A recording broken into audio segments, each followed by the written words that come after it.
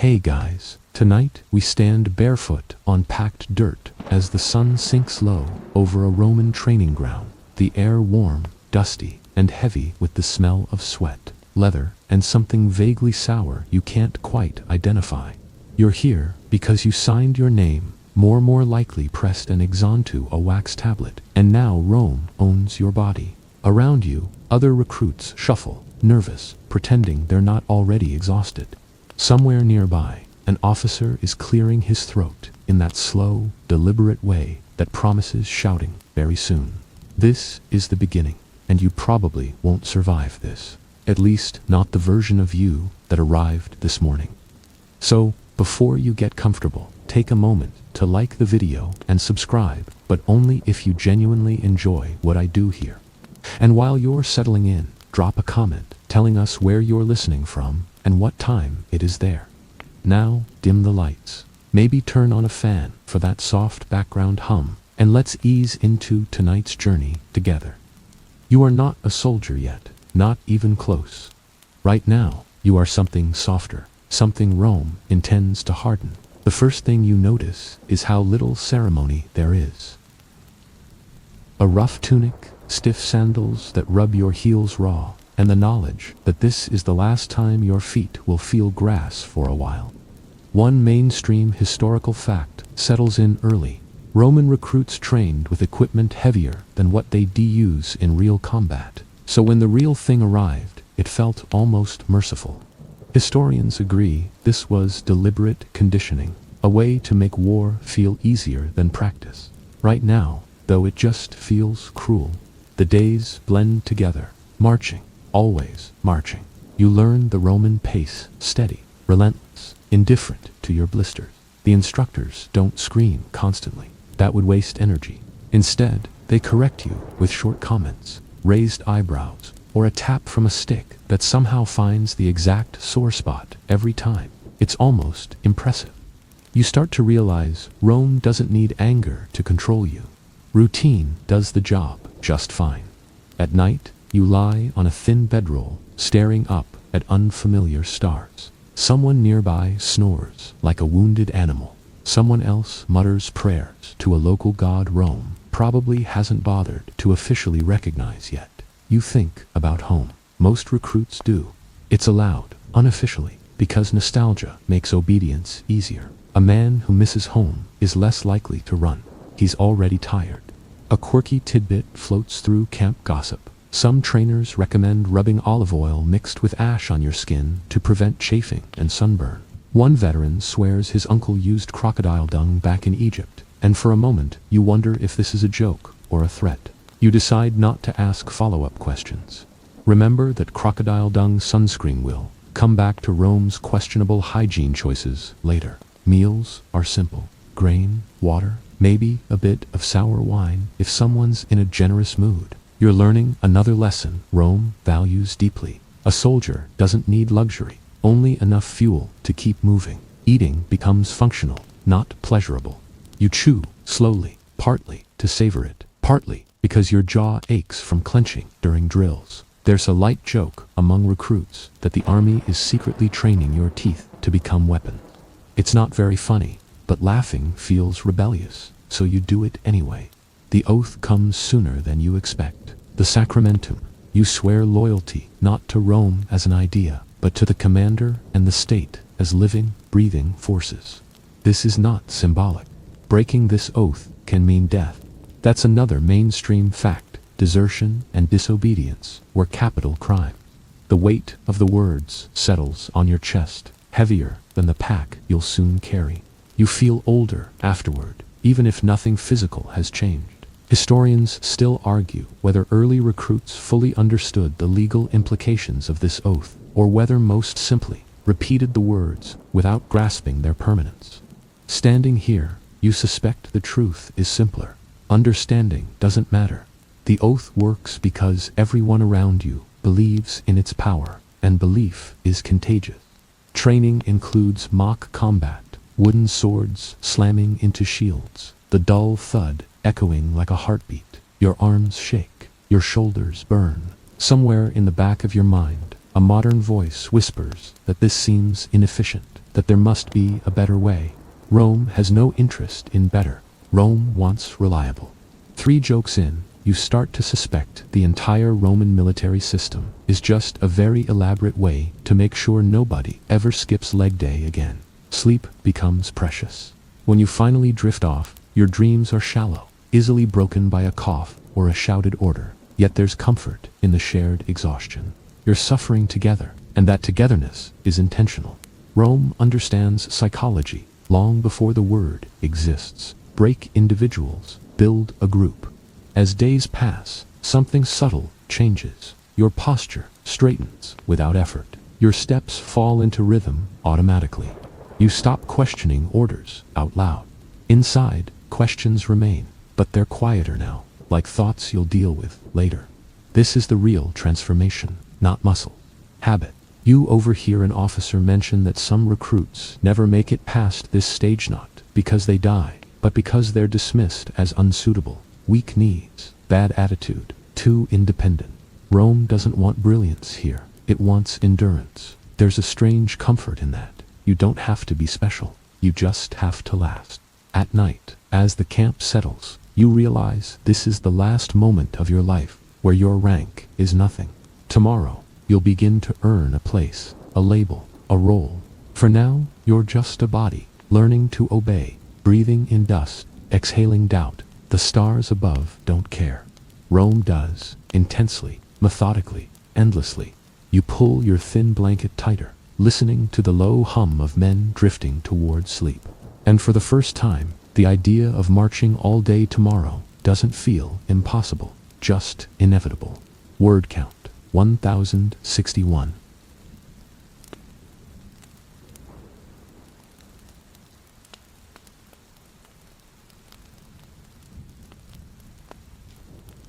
Morning arrives without ceremony. There is no gentle wake-up, no easing into consciousness.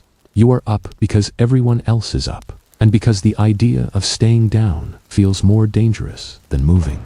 Your body complains in a dozen small, precise ways. Calves, tight shoulders, stiff, feet tender where yesterday's sandals argued with your skin. But you stand anyway. You are a Miles now, a full legionary, at least on paper. And paper matters a great deal to Rome. They hand you your pack. It is heavier than you expect, and then heavier again once you adjust it properly. Shield, rations, tools, personal items, things you don't even remember being issued. This is another mainstream fact that settles in quietly. Roman soldiers carried an enormous amount of their own gear, often more than 40 kilos. Modern hikers would call this excessive. Roman officers called it character building. You call it, why do my knees hate me already? You step onto the road with the others, and the march begins. Not a heroic march. No music, just boots, breath, and the soft clink of metal. The pace is steady enough to lull your mind, but strict enough that falling out of line is immediately noticeable. You learn to watch the man in front of you, not the horizon. Thinking too far ahead makes the distance feel longer. The road itself feels ancient, even when it's new. Stone underfoot, dust in the air, the sense that thousands of feet have already passed this way, and thousands more will come after. Rome builds roads for armies, not tourists. Each step is measured, intentional. You realize the march isn't just about movement, it's about synchronization. One body out of rhythm disrupts the whole. As hours pass, the march becomes almost meditative. Your mind drifts. You notice small things, the sound of leather straps creaking, the way sunlight flashes on shield rims. Someone up ahead clears his throat every few minutes, like a metronome with a cold. You wonder if this is what monks feel like centuries later, walking cloisters in silence. Then you trip slightly on a loose stone and decide monks probably have it easier. A quirky tidbit surfaces during a short halt. Some soldiers tie small charms or scraps of cloth to their packs for luck, despite official disapproval. Rome tolerates religion, but superstition that interferes with discipline gets frowned upon. Still, the charm stays. You don't ask what god it belongs to. Right now, Any god that helps your feet feels welcome. When you stop, you don't rest the way you expect. You don't sprawl. You don't sit unless permitted. You stand, shifting weight subtly, learning the art of being still while exhausted. Water is rationed carefully. Sip, don't gulp. Another lesson: self-control is survival. Someone jokes quietly that Rome could conquer the world with just water discipline alone. You laugh, then immediately stop laughing, just in case. Historians still argue whether the Roman marching system was primarily about speed or cohesion. Some say it allowed armies to cover astonishing distances quickly.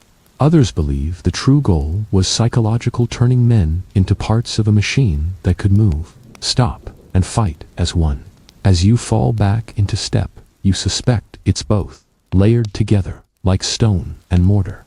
By midday, your shoulders have gone numb, which feels like a small blessing. Pain fades into background noise. Hunger becomes abstract. You chew on grain as you walk, crumbs sticking to your lips, tasting faintly of dust. Eating while moving feels wrong at first, like multitasking your own survival. Then it becomes normal. Rome specializes in making the uncomfortable feel inevitable. There are light jokes shared under breath. Someone claims marching strengthens the soul. Someone else says it mostly strengthens the desire to sit down forever. A third suggests Rome should just issue wheels. No one laughs too loudly. Humor here is a pressure valve, not a performance. As afternoon stretches on, the road bends slightly, revealing hills in the distance. You feel a flicker of dread. Uphill, always uphill. You adjust your grip on the shield, feeling the rough wood against your palm. Calluses are forming. You don't remember when that started. It's just happening quietly, the way change usually does. You notice veterans among you moving differently. Their steps are economical, almost lazy. They know where to place their feet, how to shift weight so the pack pulls less. You imitate them, clumsily at first. This is how knowledge passes here, not through lectures, but through observation. Rome's unofficial curriculum. When camp is finally called, relief washes over you, slow and warm. But rest doesn't mean nothing. You help set up camp, digging, hammering stakes, repeating motions you're still learning. Another mainstream fact emerges naturally. Roman armies built fortified camps at the end of each day, even on the march. Protection is routine, not a reaction. You think about how tired you are and wonder who first suggested this and survived the suggestion. As evening settles, you eat again. The food tastes better now, purely because you earned it. You remember the crocodile dung sunscreen rumor from training and glance at your arms, slightly burned despite the charm on your pack. Maybe tomorrow you'll try the olive oil and ash instead. You draw the line at crocodiles. Lying down, muscles humming with fatigue, you realize something important. The march didn't just move you across land. It moved you away from who you were. Distance measured not in miles, but in habits left behind. Home feels further now, not because of geography, but because you're changing shape around the memory of it. You close your eyes as the camp quiets, the road still echoing in your legs, and you understand that tomorrow, when you rise, you will march again.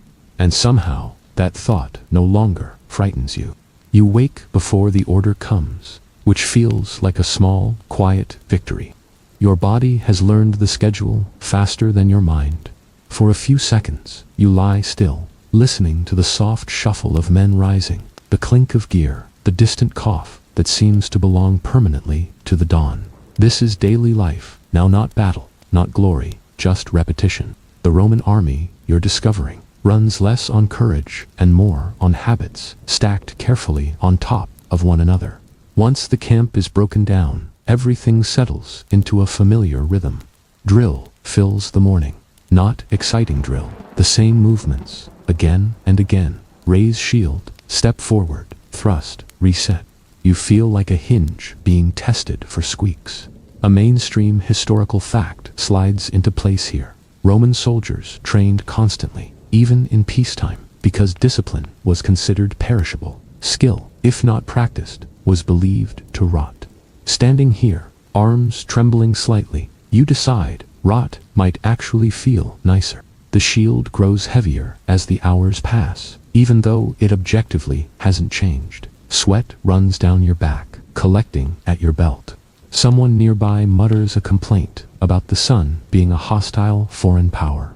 Another replies that Rome will probably conquer it eventually. That's joke one, filed away and savored quietly. Between drills, there's maintenance. Cleaning weapons, oiling leather, checking straps. You learn quickly that neglect shows. A cracked strap earns a sharp look. A rusty blade earns a lecture that somehow makes rust feel like a moral failing. Rome equates order with virtue. If your gear is sloppy, your mind must be too. Meals slot neatly into the day, predictable and plain. Grain again, water again. Sometimes a bit of meat, if supply is good. You eat sitting upright, back straight, shield nearby. Even rest is structured. You remember your first days as a recruit, how chaotic everything felt, and realize that chaos is gone. In its place is something calmer, almost boring. This is where the boring story for sleep part really earns its name.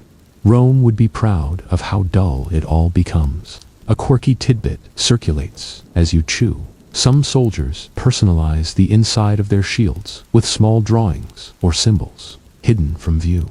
Officially discouraged, unofficially ignored. A scratched bird, a name, a crude joke only the bearer will ever see. You imagine adding something yourself, then decide against it. For now, anonymity feels safer. Historians still argue whether this relentless routine was more effective at preventing fear or simply postponing it. Did soldiers fight bravely because they were confident, or because they were too conditioned to hesitate? As you repeat a drill without conscious thought, the answer blurs. You're not fearless, you're occupied. Afternoons often involve fatigue, duties digging, hauling, repairing roads, or camp defenses. This is when boredom sets in like a thick fog. Your mind wanders. You think about home, then about nothing, then about how many shovels of dirt it takes to stop thinking altogether. Someone nearby claims digging is good for reflection. Someone else says it mostly reflects how unfair life is. Joke 2, understated but appreciated. Despite the monotony, small comforts emerge. You learn which spots in camp catch the evening breeze, which men snore and which merely sigh, which jokes land and which earn silence. These details become anchors. Rome might control your days, but you still own these tiny observations. There's a sense of safety here, oddly enough. Not emotional safety, but predictability. You know what tomorrow looks like. Drill, work, eat, sleep, march, if ordered. That knowledge dulls anxiety. Fear thrives on uncertainty, and Rome starves it by answering every question with a schedule. You notice punishments too, minor ones, mostly. Extra duties, loss of privileges, public correction. A reminder that order is enforced, not suggested. One man forgets a piece of equipment and spends the evening standing watch when he should be resting. No shouting, just consequence. You file that away. The system works because it's consistent, not cruel, mostly. As twilight approaches, drills soften into lighter tasks. You clean your gear again, slower now, hands moving automatically. The shield's surface bears new scratches. Each one tells a story you don't remember experiencing, that feels important somehow, like proof that time is passing even when days feel identical. Dinner tastes marginally better tonight. Maybe you're hungrier, maybe your standards are lowering. Someone cracks a joke about Rome's secret plan to make grain taste amazing through exhaustion alone. That's joke 3, and it earns a few quiet snorts. When darkness settles, the camp grows hushed, torches flicker. Conversations drop to murmurs. You lie down, muscles pleasantly heavy, mind strangely calm. Remember that crocodile dung sunscreen rumor. Someone claims again that it really works, citing a cousin of a cousin. You decide the mystery can remain unsolved. Some knowledge is better left theoretical. Lying there, You realize daily life is doing something subtle. It's teaching you patience, teaching you to exist inside repetition without fighting it. This is not the Rome of statues and speeches. This is Rome as routine, grinding and dependable. You close your eyes, breath slow, knowing tomorrow will look almost exactly like today, and instead of dread, you feel a small, steady comfort in that sameness as sleep finally takes you. Time changes texture when you stop counting days. You don't wake up thinking about how long you've been here anymore. You just wake up. Your body rises before your thoughts, joints loosening, as if someone else has already negotiated with them. This is what it feels like to be a veteran. Miles not old, not celebrated, just worn in, like a tool that finally fits the hand using it. You notice the difference in how others look at you. Newer soldiers glance your way when instructions are given, checking your reaction before committing to theirs. It's subtle, but it's there. Experience carries a quiet weight. One mainstream historical fact settles naturally into your bones. Roman armies relied heavily on veterans to stabilize units, because seasoned soldiers were less likely to panic. Standing in line, shield resting easily against your leg, you understand why. Panic requires energy, and you've learned not to waste it. Your gear tells a story now. The leather is softer where your hands grip it. The straps sit just right on your shoulders, adjusted so precisely you'd notice immediately if someone else touched them. You maintain everything without thinking. Clean, oil, check, repeat.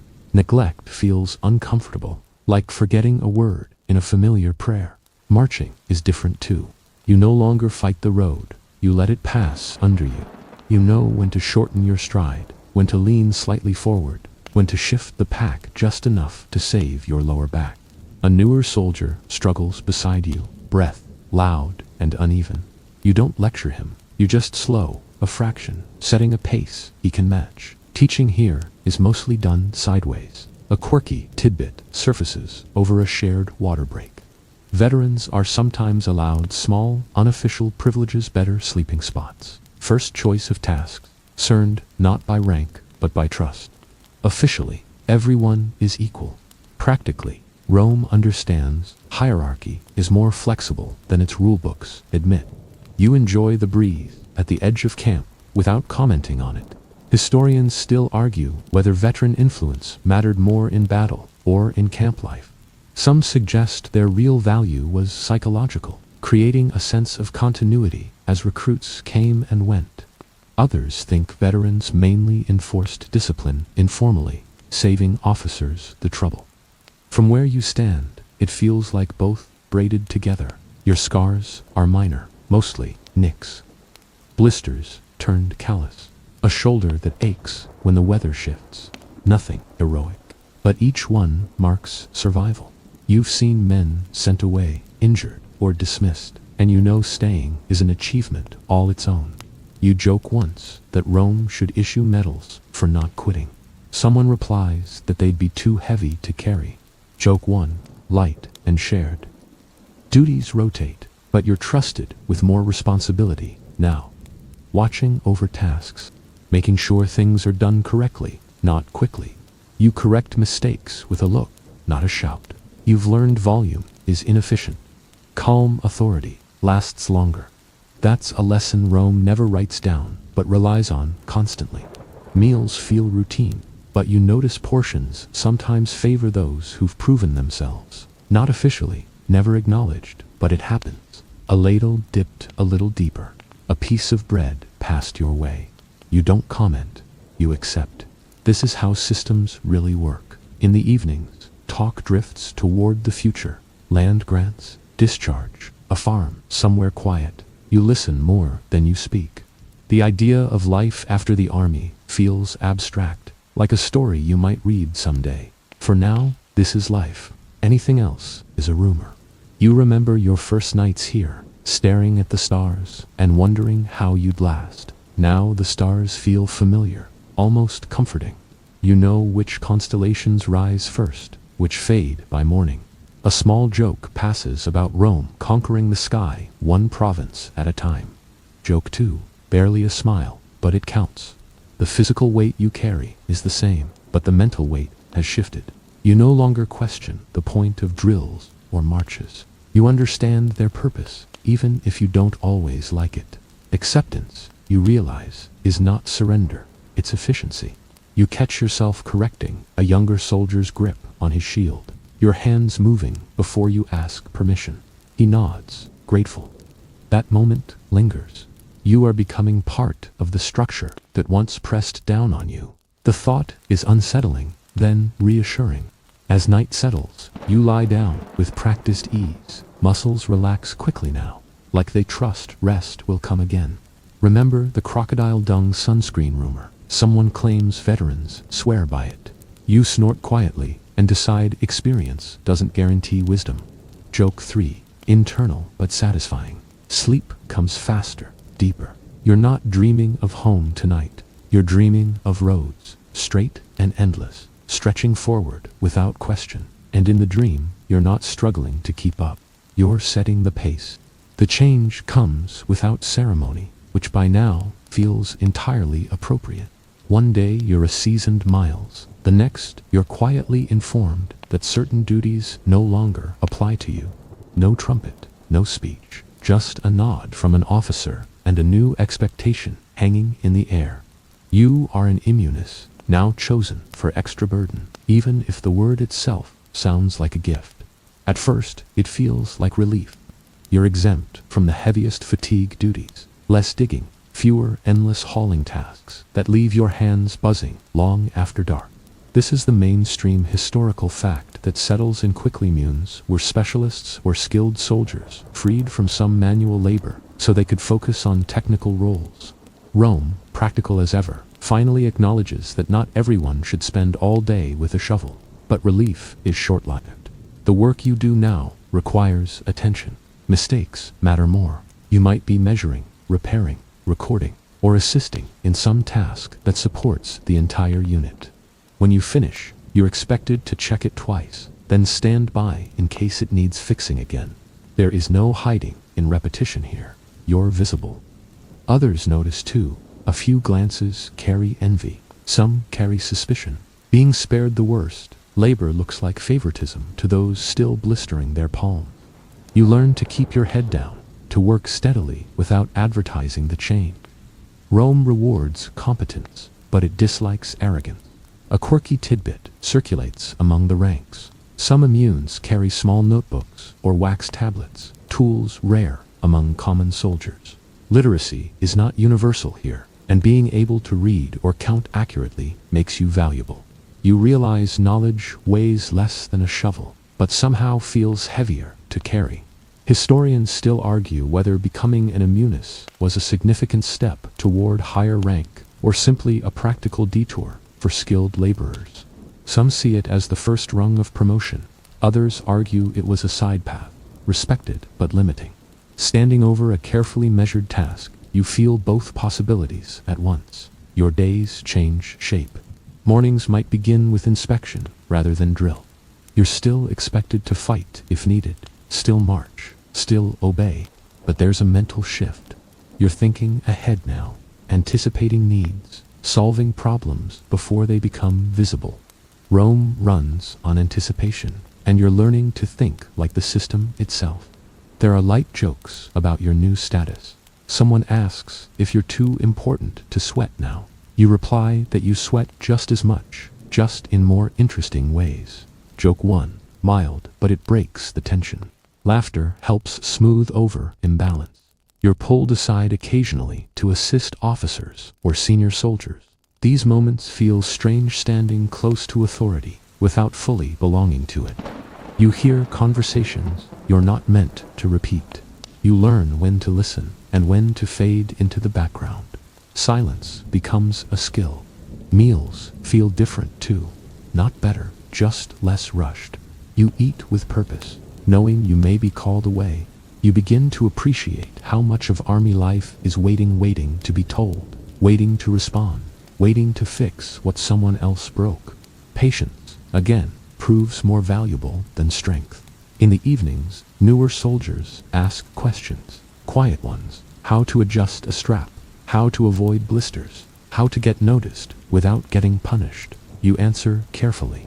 Advice is power, and power must be handled gently.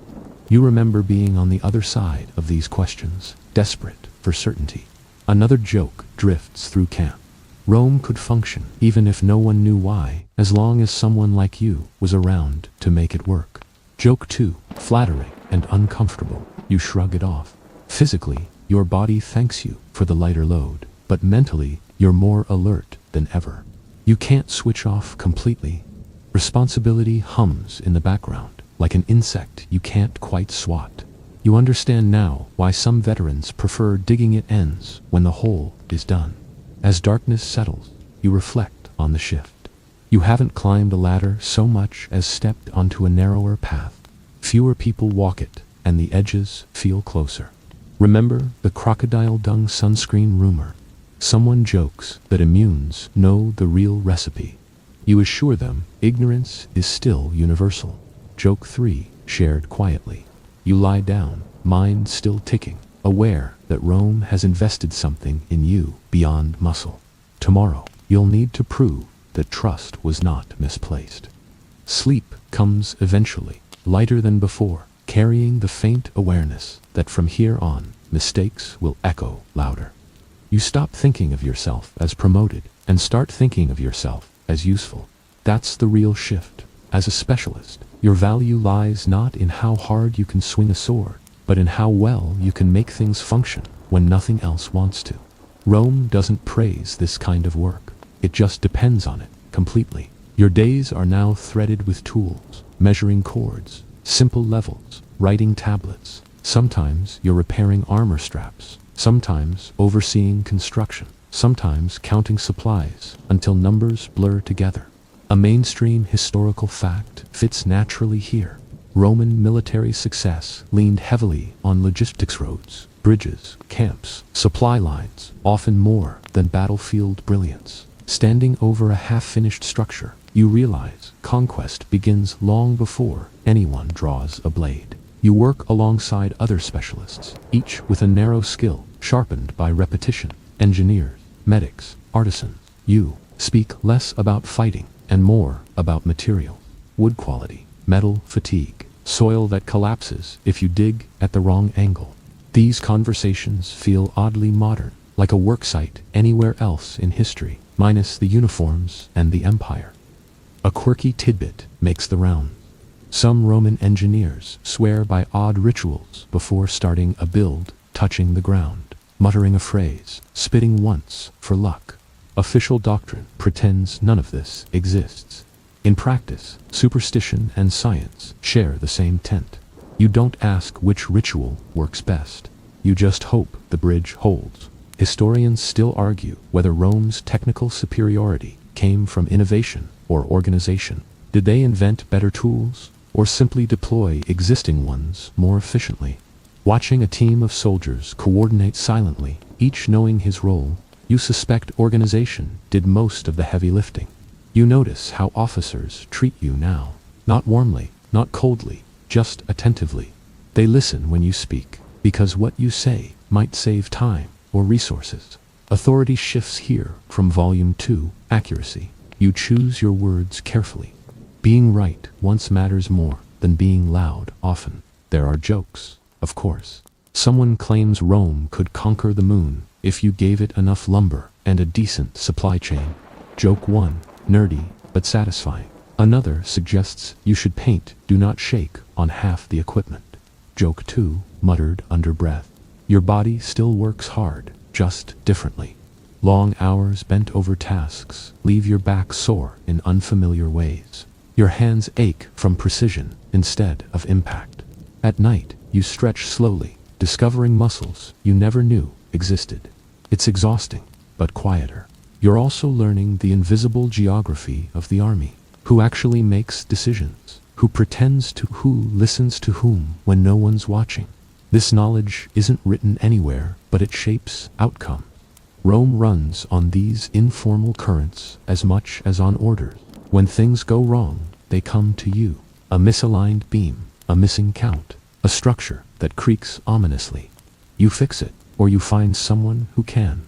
Failure here doesn't look dramatic. It looks like delays, inefficiency, vulnerability. You feel the weight of that. In the evenings, younger soldiers ask what you do all day. You try to explain. Their eyes glaze slightly. You realize heroism is easier to imagine than maintenance. That's fine. Rome needs dreamers and fixers, but it rewards fixers quietly. Remember the crocodile dung sunscreen rumor. A medic swears animal waste was used in some regions for medicinal purposes. You decide that's enough historical curiosity for one lifetime. Joke 3. Internal. Followed by a firm decision to stick with olive oil and shade. As night deepens, you lie down later than most, hands still faintly smelling of wood or metal. Your mind runs through unfinished tasks automatically. This is the cost of specialization.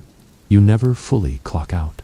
But there's pride here too, understated and private.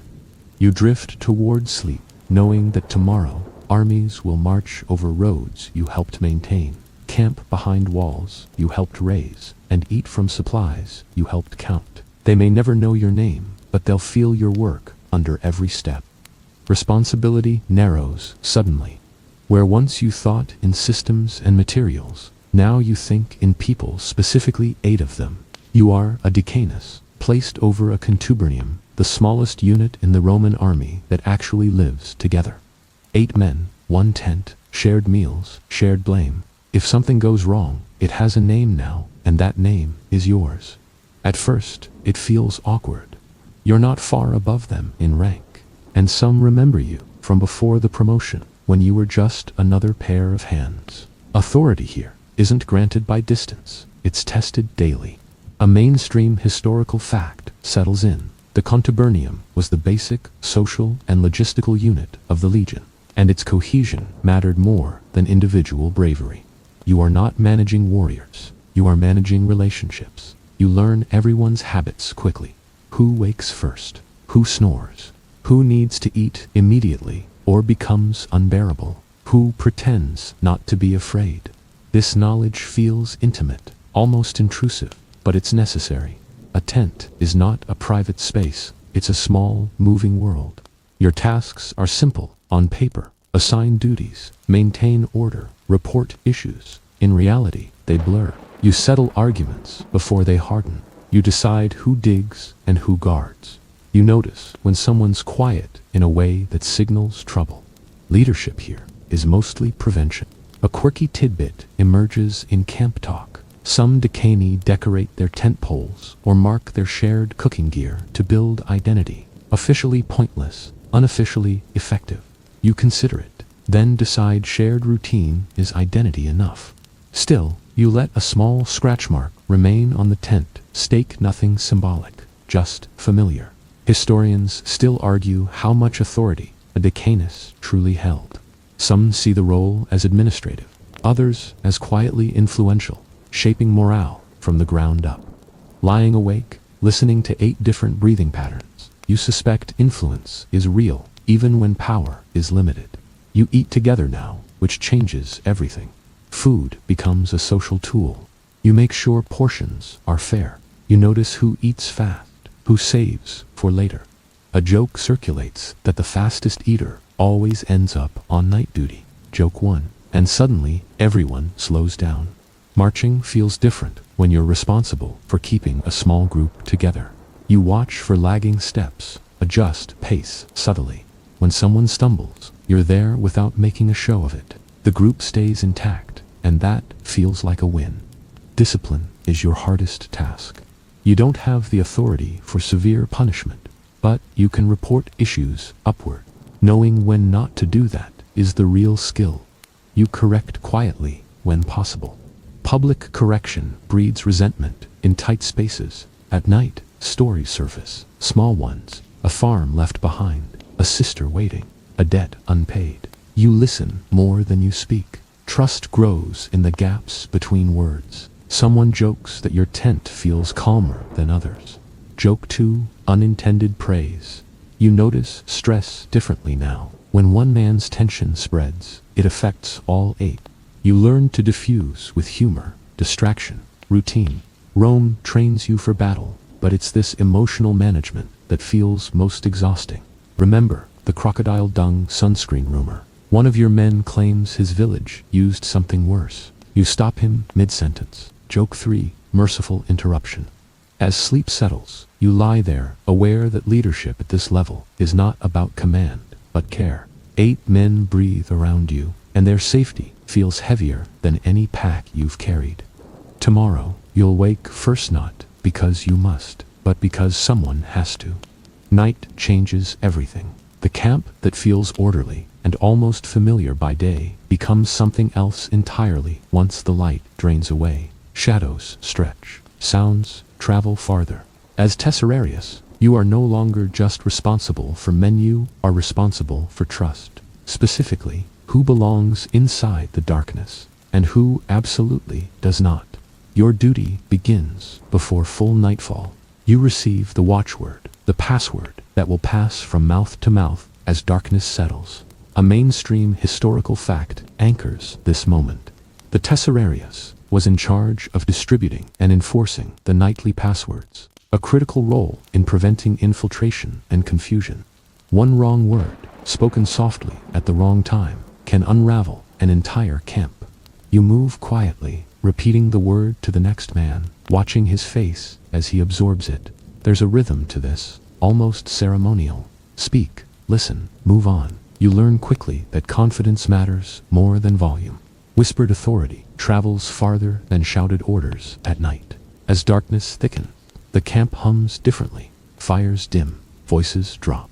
The normal clatter fades into a low, constant presence, like breathing. You assign watches, making sure no one stays awake too long or sleeps too deeply. Fatigue is dangerous here. So is boredom. You balance them carefully.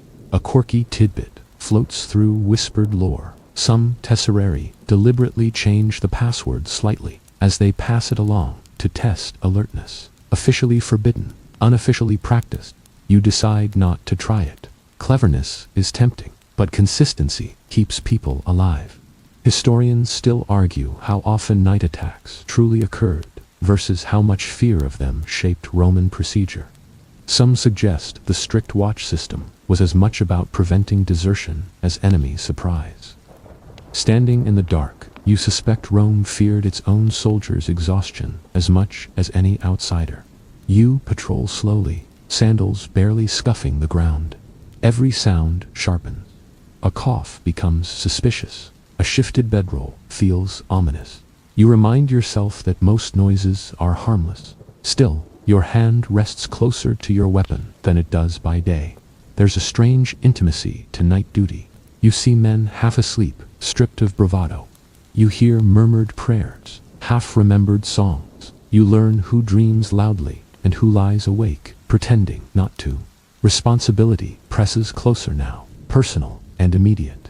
A light joke passes between watches. The password tonight is easier to remember than some officers' names. Joke 1, barely audible, but it breaks the tension. Laughter at night feels louder than it is. You think about the fragility of it all. A camp is just fabric, wood, and trust layered together. Your role is to guard the trust. You check torches, ensure sentries stay alert, remind one man gently to keep his eyes open. No punishment, just presence. Remember the crocodile dung sunscreen rumor. Someone swears the smell alone would scare enemies away at night. Joke 2, quietly appreciated, then mercifully dropped. Hours stretch. Time behaves oddly in the dark. Minutes feel long, then suddenly vanish. You pace slowly, letting your breathing stay calm. Fear feeds on haste. You refuse to feed it. As dawn approaches, the edge of the sky lightens almost imperceptibly. Relief comes, but quietly. No cheering, just the knowledge that you held the line against nothing and that nothing matters just as much. You pass the final word, step back, and let the camp wake. Your eyes ache, but your mind feels sharp. Night duty leaves its mark, subtle and lasting. You lie down knowing sleep will come quickly, and when it does, it will be deep and earned. The morning greets you with a faint chill and a heavy sense of continuity. As an Optio, Your role straddles the line between authority and obedience, and you feel it immediately. You are second in command to a Centurion, a bridge between command and the Legionaries, and that makes you both necessary and vulnerable. One misstep, one poorly timed correction, and respect evaporates like morning fog. Your day begins with inspection. Rows of soldiers stand at attention, armor adjusted, weapons polished, faces unreadable. You walk the lines, correcting stance, shifting helmets, pointing out bent straps. A mainstream historical fact emerges naturally here. The Optio was responsible for assisting the Centurion and enforcing discipline, acting as both aid and enforcer. You feel that duality, constantly part teacher, part observer. As you move, your eyes pick up subtleties invisible to others. A soldier hesitates with his shield. Another's boots squeak in a pattern that signals discomfort. Small details carry immense weight. You intervene quietly, preventing minor issues from ballooning into problems that might reach the Centurion. Efficiency here is invisible, but it saves time, morale, and sometimes lives. A quirky tidbit drifts through camp chatter. Options sometimes use whistles. Not for commands, but to signal subtle messages over long distances, like a secret Morse code of the barracks. Officially, it's discouraged. Unofficially, it keeps operations smooth. You've memorized a few calls yourself, just enough to maintain authority without drawing attention. Historians still argue how much autonomy an Optio truly held. Some see it as limited enforcement, others as quiet power that shaped the entire unit. Standing behind your Centurion, you feel both interpretations, constrained by rank, yet influential in ways no one outside your line can fully see. Meals are functional, as always, but the pace of your day allows for small observations. You notice who eats hurriedly, who lingers, who seems anxious. The subtle interplay of trust, fatigue, and hierarchy fascinates you, even as you suppress the urge to comment. Your authority now relies more on perception than force. You manage minor conflicts, smoothing over grievances between soldiers that might otherwise escalate. A joke circulates. The Optio is basically a walking suggestion box that occasionally hits you with a stick. Joke 1, understated but accurate. You laugh quietly to yourself, knowing the Centurion would disapprove if he heard. Training continues, but your role changes the experience. You aren't sweating through drills like the miles anymore. You observe, correct, and sometimes demonstrate. The rhythm of repetition still dominates the day, but now you orchestrate it subtly. The smallest adjustments prevent mistakes, and you realize that Rome's power rests as much on invisible management as on visible muscle. You notice fear differently now. Not your own, it's gone, buried beneath routine, but in the soldiers you oversee. Their hesitation, their discomfort, even their brief glances to you carry meaning. You learn to respond with timing, tone, and minimal words. A poorly chosen correction can undermine months of authority. As evening approaches, minor victories pile quietly. A drill runs smoother. A minor argument ends without incident. You pass on instructions from the Centurion without friction. It's exhausting, though far less physically taxing than when you carried packs or dug trenches. A light joke surfaces. Some men whisper that options should carry meditation manuals instead of swords. Joke 2, shared softly, while no officer listens. By nightfall, you reflect on the strange position you occupy, a blend of oversight and obedience, enforcement and loyalty. Sleep comes slowly, your mind still scanning routines, anticipating tomorrow. Knowing that discipline is as much a mental burden as a physical one. You realize that power in the Legion often resides not in the stick you carry, but in the trust and subtle influence you exercise. Remember the crocodile dung sunscreen rumor. Someone murmurs it again, joking that the Optio stick doubles as an applicator. Joke 3, groaned quietly by all who hear it. Lying down, you accept the duality of your existence. Authority, tempered by responsibility, visibility, balanced by service. You drift into sleep, aware that Rome's strength thrives in these unnoticed spaces. The sun rises, pale and indifferent, as you assume the mantle of a Centurion. This is the first time the weight feels different, not just the armor, not just the pack, not even the relentless rhythm of the day, but a real, tangible responsibility pressing on your chest. You are in charge now. Hundreds of soldiers look to you, not for advice, not for observation, but for orders. Every step you take echoes across the line. Morning begins with the usual drill, but now your instructions carry weight. You demonstrate formations, adjust stances, and correct errors immediately. A mainstream historical fact: centurions were the backbone of the legion, charged with discipline, training, and battlefield command. Without you, the unit would flounder, and you know it. That realization sits quietly, a pressure that never fully eases. You notice the subtleties of your men more sharply than ever. One hesitates with a gladius. Another shifts his pack repeatedly, masking discomfort. A third's eyes wander during instruction. Each of these small observations becomes data, feeding decisions you must make instinctively. This is leadership distilled, attention without distraction. A quirky tidbit circulates. Some centurions carried small personal symbols inside their helmets, invisible to others, like charms or marks of personal pride. Officially discouraged, unofficially tolerated. You consider marking your own, then decide that the discipline you enforce is already your signature. Historians still argue whether centurions earned their positions primarily through merit or seniority. Some claim battlefield prowess was the deciding factor, others that connections and favor mattered more. Standing at the head of your cohort, you suspect both prowess earns attention, favor ensures it sticks. Meals are functional, almost ritualistic. You eat quickly, watching, listening, noticing. Command isn't just about giving orders, it's about predicting how each man will respond. One wrong assumption, one delayed correction, and cohesion wavers. You realize that leadership is a constant negotiation between presence and restraint. Discipline dominates the day.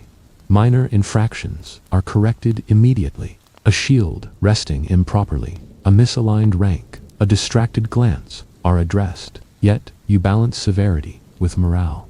Rome's centurions knew that fear alone breeds obedience without loyalty. You aim for both.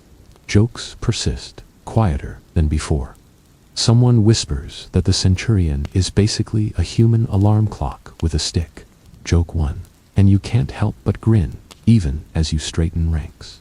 Another mutters that your voice should be bottled and sold as motivation. Joke 2. Internal applause. Marching now carries new meaning. You set pace, monitor alignment, anticipate fatigue. Unlike before, you are no longer part of the line, you are the line's spine. Your decisions ripple downwards. Minor adjustments prevent chaos. This is Rome's hidden strength. Leadership embedded in muscle memory.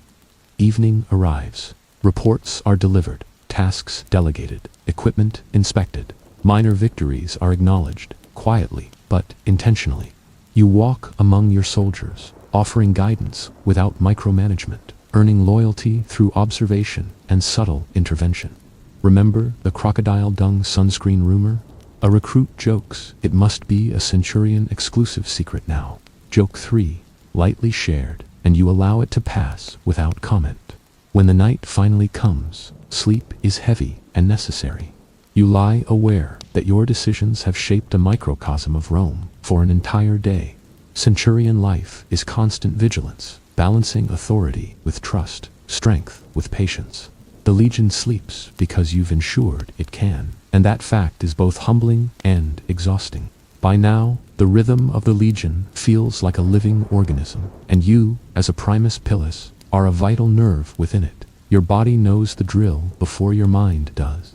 And yet, your mind carries the heavy awareness that hundreds of men depend on your judgment. Unlike the centurion you once were, now the scale of responsibility stretches across entire centuries of cohorts, not just a single unit. One misstep echoes far beyond your immediate view. Your day begins with council. You meet with senior officers to review reports, assignments, and movements. A mainstream historical fact: the Primus Pilus was the senior centurion of a legion. effectively the highest ranking officer below the tribunes, combining battlefield command with administrative oversight. You feel both the privilege and the invisible weight of scrutiny.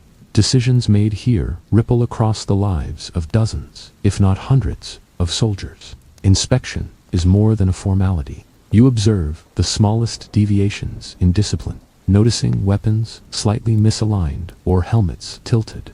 Each detail matters, because minor disorder can magnify in the chaos of a battle.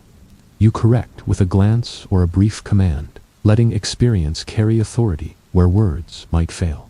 A quirky tidbit surfaces. Some Primus Pilus reportedly carried miniature tokens from battles past, hidden in their tunic, a talisman for luck and memory. You wonder if these relics genuinely matter, or if they simply reassure the wearer. Either way, there's comfort in ritual, even for someone who enforces law and order for a living. Historians still argue whether the Primus Pilus wielded actual battlefield influence or primarily served as a mediator between the legion and the tribunes. Standing before your cohort, reviewing formations, you feel it's a mix. You can issue direct orders, but the subtle art lies in coordination, timing, and presence. Lunch is brief and functional, but observation never stops. You notice who's unusually silent, who shifts uneasily under the sun, who moves with a precision that masks exhaustion. Leadership now is less about visible correction and more about reading these hidden cues and adjusting accordingly. Minor conflicts arise. One soldier disputes a ration. Another challenges an order without realizing the hierarchy. You intervene delicately, smoothing tension with a combination of authority and patience. A joke circulates. Primus Pilus has the job of keeping everyone alive without letting anyone know how fragile life actually is. Joke 1, shared quietly and appreciated. Training is less about basic drills and more about coordination. You oversee multiple units practicing formations, ensuring cohesion across ranks. Observing this, you realize that Rome's power rests not just on individual bravery, but on the ability to synchronize hundreds of moving parts seamlessly. Evening approaches with reports and debriefings. You confer with centurions, offer guidance, and ensure every man knows his duty. The role is exhausting, less physically than mentally. Your attention must remain sharp, even as your body craves the familiar comfort of rest. Remember the crocodile dung sunscreen rumor.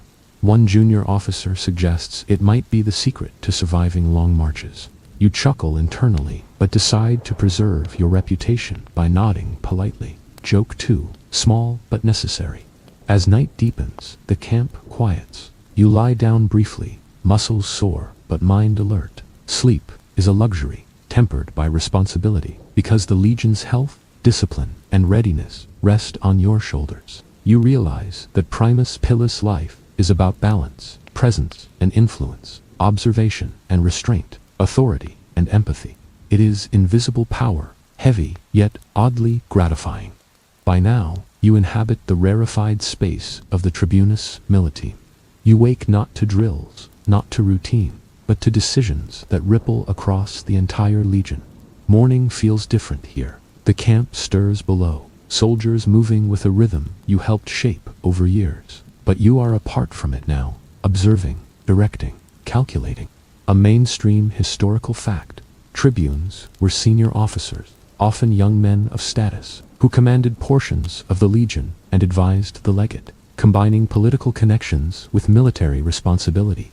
It is a strange mix of privilege, authority, and constant scrutiny. You move through the camp, reviewing reports from Centurions and Primus Pilus. Small errors in logistics, minor disciplinary issues, all fall under your attention. Each is a tiny knot in a larger web, and you untangle them quietly, mentally noting patterns and tendencies. A battle is less about courage than preparation, and here is where preparation takes shape. Quirky tidbits appear in the gossip you overhear.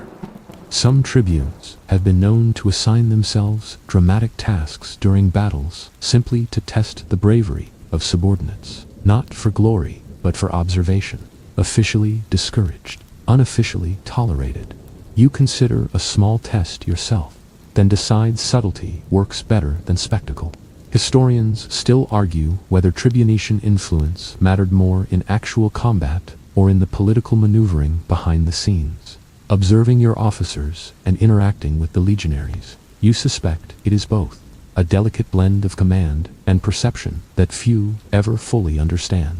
Lunch is an exercise in observation. You notice how soldiers' efficiency changes based on morale, how fatigue manifests in posture, and how small comforts a warm meal, a shaded resting spot effect performance more than any drill. A joke surfaces among your aides. The Tribune's real job is to look important, while everyone else does the real work. Joke 1. Light, and you can't help a small, tired smile. The afternoon brings inspections of fortifications and logistical planning. Roads, supply depots, defensive walls. The Legion moves because these small elements function. You are aware that while your decisions seem abstract, the outcome affects thousands. One misjudgment could cost hours, lives, or both. Responsibility hums like a low note under every movement you make. Minor conflicts bubble up for resolution. You step in to settle disputes between Centurions, guide the Primus Pilus in resource allocation, and ensure that orders from higher command are transmitted without distortion. Leadership here is layered and subtle, less about direct command and more about orchestration. Jokes persist, quieter than in lower ranks. Someone mutters that the Tribune spends more time listening than speaking, yet somehow everyone obeys anyway. Joke 2, appreciated internally. You allow yourself a mental nod, understanding that authority often thrives in restraint. Evening descends, and the camp quiets under your watchful eye. You note details the soldiers below might miss, a tense structural weakness. The wear on a bridge, a supply wagon's frayed wheels. Each detail matters. Rome depends on noticing, predicting, preventing. Remember the crocodile dung sunscreen rumor. A Centurion whispered, it might also serve as a morale test. You chuckle silently. Joke 3. Allowing tradition and absurdity to coexist. As night falls, you retreat to your quarters. Sleep is brief, purposeful, and punctuated by thought. You lie aware that tribunician life is a delicate balance. Authority mediated by observation, influence maintained by discretion, and power constrained by responsibility. You drift off, knowing tomorrow every choice will ripple again. The morning arrives with a strange quiet, as if the camp itself is holding its breath. As Legatus, you are no longer just responsible for parts of the Legion, you are responsible for the whole. Hundreds, sometimes thousands, of soldiers look to the chain of command you oversee, and indirectly to you. Every decision, every order, carries weight far beyond the reach of your own hands. A mainstream historical fact. The Legatus was appointed by the Emperor or Senate to command a legion, combining military authority with political accountability. You feel that duality, constantly power and scrutiny, responsibility and expectation. Your day begins with briefings from your tribunes and senior centurions. Reports of supplies, troop readiness, camp security, and discipline flow like streams, converging into a river. You analyze them, prioritizing which require immediate intervention and which can wait. Strategy now is less about marching lines or swinging swords and more about foresight and coordination. You walk through the camp, observing at a distance. Soldiers move, almost unconsciously, executing routines you helped structure. You note subtle signs, a shield that is not properly secured, a tent pole leaning too far, a group whose drill cohesion falters. Each small observation is a potential ripple, and your intervention could prevent disaster. A quirky tidbit surfaces. Some legati are rumored to keep small charms from conquered territories a stone, a piece of pottery believing it brings them luck or symbolizes dominance. You smirk at the notion, but secretly understand the psychological weight symbols carry. Authority isn't just exercised, it is also felt. Historians still argue whether legati wielded more power, through formal command, or through their ability to inspire loyalty and obedience. Observing the legion beneath you, you see both in action. Orders are obeyed because they are legitimate and because you make them matter. Meals are brief, more functional than ceremonial. Observation never ceases. You notice subtle social dynamics among the soldiers, who defers to whom, who avoids whom, and which groups display tension that could escalate into mutiny if ignored. Authority here is both preventative and reactive. Your day involves more meetings than drills. You coordinate marches, plan logistics, and anticipate potential enemy movements. Minor errors are magnified exponentially at your level, so you double-check everything. Efficiency and precision are your allies. Hesitation and guesswork are enemies. Jokes persist quietly. One aide quips that legati are paid to look important and worry constantly. Joke 1, small but shared another, suggests that you could replace dozens of officers simply by standing still in a visible spot. Joke 2, internal, and you allow a small smile. As evening approaches, you inspect the defenses, ensuring the camp is secure. Your presence reassures the men below, though they may not realize it. Leadership now is largely symbolic. The weight of your attention carries as much impact as any sword. Remember the crocodile dung sunscreen rumor. A junior tribune jokes that legati secretly test new formulas on subordinates. Joke 3, lightly groaned at, and you move on. Night falls, and you retreat to your quarters, weary but alert. Legatus life is a constant balance of visibility and discretion, strategy and empathy, command and responsibility. You drift toward sleep, knowing that each decision today will echo tomorrow across both camp and battlefield.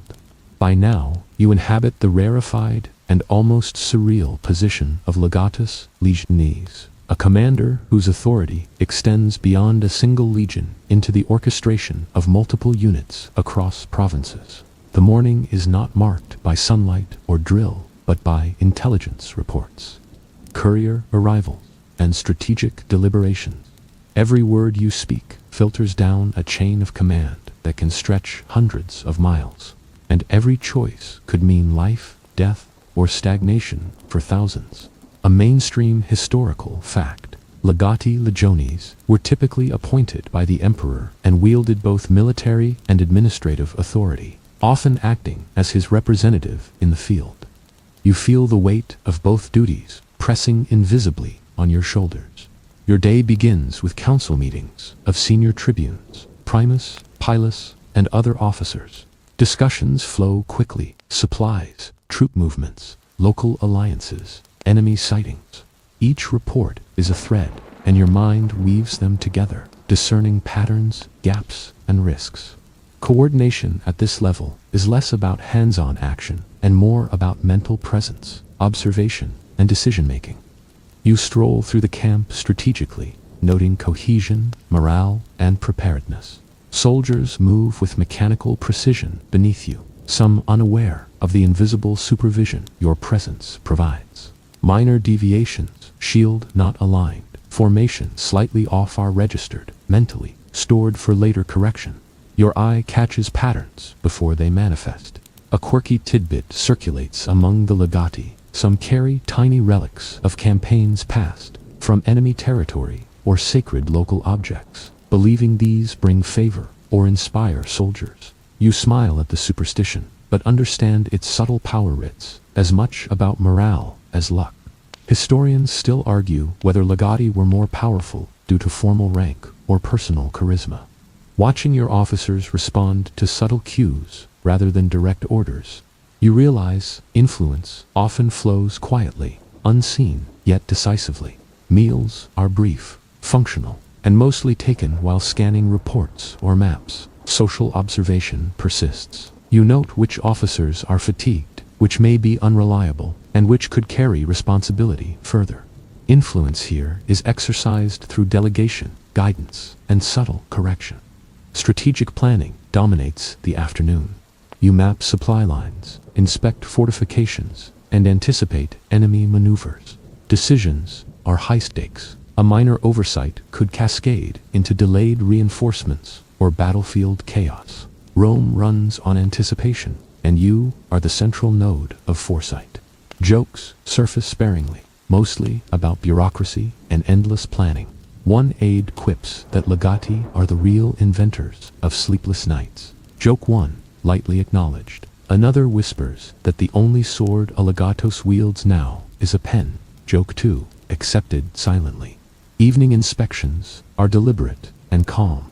You review defenses, oversee rotation of watches, and ensure readiness without unnecessary alarm. Leadership at this level is symbolic as much as operational. Your presence reassures without overt interference. Remember the crocodile dung sunscreen rumor. A Tribune mutters that it could be standard issue for high-ranking officers. Joke 3, shared quietly, and you allow a brief grin. Night falls, and you retire to your quarters. Sleep is both precious and fleeting. Legatus Legionis life is about mental endurance, foresight, and subtle authority, balancing responsibility across a web of men, resources, and uncertainties. You drift toward rest, aware that the Empire's reach relies on choices made here, often invisible to all but a few. At last, you occupy the apex of your Roman military journey, Legatus Praetore, the governor-general and ultimate commander in a province. The day begins not with drill or inspection, but with councils of war, diplomatic messengers, and the constant pulse of a province that watches your decisions as closely as the emperor does. A mainstream historical fact. The Legatus Praetore wielded near absolute authority over military, administrative, and even judicial matters in a province, acting as both general and magistrate. The weight of it is dizzying, stretching from the camp to the cities beyond, from soldiers to civilians, from rivers to roads. Your first hours are consumed by reports. Supply lines are delayed. Tribunes note morale fluctuations. Scouts bring news of distant tribes or rival legions. Each piece is a strand in a delicate tapestry that could unravel if mismanaged. You absorb everything, weighing priorities, predicting consequences, and issuing instructions that will cascade down ranks and across terrain. A glance at a map feels like touching the fate of thousands. Quirky tidbits emerge from provincial life. Some legati carry small charms from local shrines, hoping for protection or guidance. Others keep tiny animals or talismans as personal mascots. You smile at the idea, understanding that symbolism and superstition are as potent as orders when managing both men and populations unfamiliar with Roman authority. Historians still argue how much a legatus Praetore could act independently versus obeying imperial oversight. Your intuition tells you both. Autonomy exists, but the shadow of Rome's political machinery hums in every decision. Influence is exercised subtly, often without outward display, and authority is validated not only by law, but by competence and perception. Your day is a mix of strategy, diplomacy, and oversight. You mediate disputes between Centurions, negotiate with local leaders, and review defensive works. Even seemingly minor details, a bridge repaired, a patrol rerouted, a village supplied, carry profound consequences for military readiness and public trust. Your judgment now extends far beyond the barracks. It touches entire communities. Jokes, when they appear, are dry and clever. A subordinate quips that the Legatus Praetore should receive a medal for thinking too much. A joke one, whispered with irony. Another remarks that your staff meetings are essentially mental marathons. Joke 2, quietly acknowledged. And finally, someone jests that crocodile dung sunscreen should be added to provincial supplies for morale. Joke 3, eliciting a brief, indulgent smile. By evening, inspections and councils wane. You walk through camp, not correcting drills, but observing cohesion, morale, and readiness. Leadership here is almost invisible, felt through preparation, foresight, and presence, rather than commands shouted across lines.